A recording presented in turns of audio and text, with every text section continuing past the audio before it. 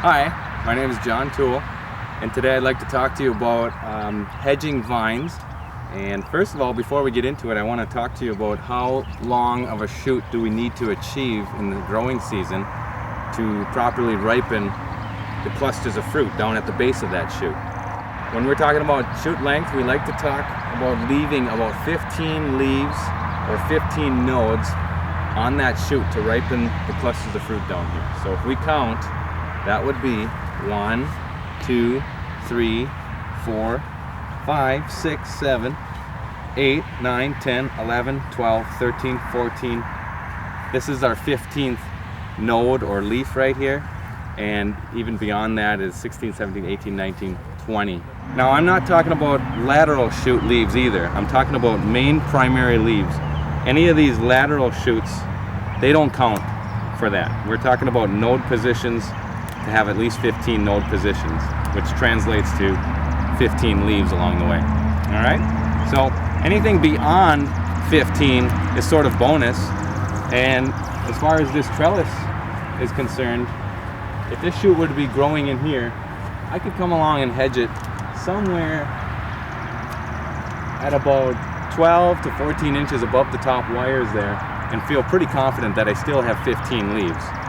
So that's the important message, is to have 15 nodes of 15 leaves on a shoot so that it makes sugars to ripen and ripen these fruits, and not only ripen the fruit but also ripen the wood of the cane and feed back to the vine. I'll show you now how it looks when we actually hedge the vine. Now this is hand hedging. Obviously if you had a large acreage you would have some sort of machine to do this, but since we don't have too much to do, we can do this by hand pretty easily. And basically it just means cutting off the tops of the vines like this and trying to keep it even as we go along the row. So,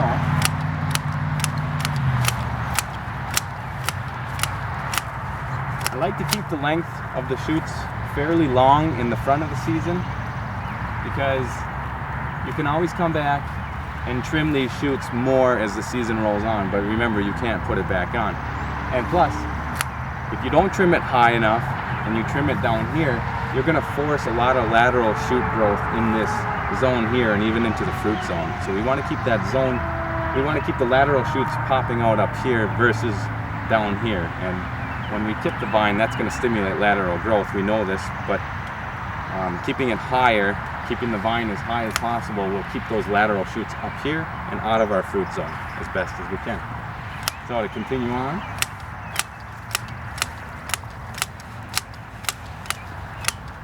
it's pretty simple, but you know, you can see how a machine would be much more effective for this job. All the parts of the vine have to be in place before we do this. You can see our tiers of wire. The shoots have been tucked in there neatly during the season. And at this point now we're hedging them basically 12 to 16 inches above this top wire. We may come later and bring it down a little bit lower, but for this time of the year, it's a good height, because at least when we trim up here, we know that we're getting 15 leaves from the base of the shoots to the top where we've trimmed it. There's at least 15 leaves to ripen back these clusters down here like this. And we're also watching for any shoots that are sticking out of the side of the trellis, any of these lateral shoots that can come off. So they can just get trimmed like that to make a nice even looking hedged appearance. So just to go through this fairly quickly,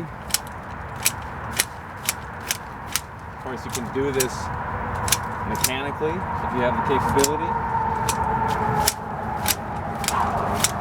I don't have a lot to do, so I do it with the hedgers here. You can see all of these guys that are sticking out. Maybe they show up, they're like little shoots against the older leaves. Those are easy candidates to trim off a little bit, let a little bit more light into the canopy onto those fruits down here. We're not in any danger of flopping over for the rest of the season as long as we keep this guy hedged, maybe on a 2 or 3 week basis. So it means like 1 or 2 or 3 more times we might have to hedge these vines.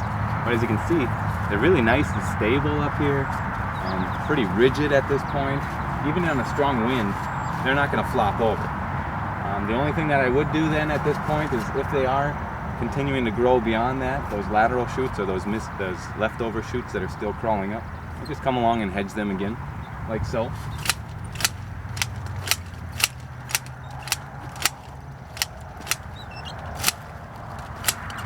And again, remember, this is a job that is nicer to be done with some sort of mechanization rather than by hand.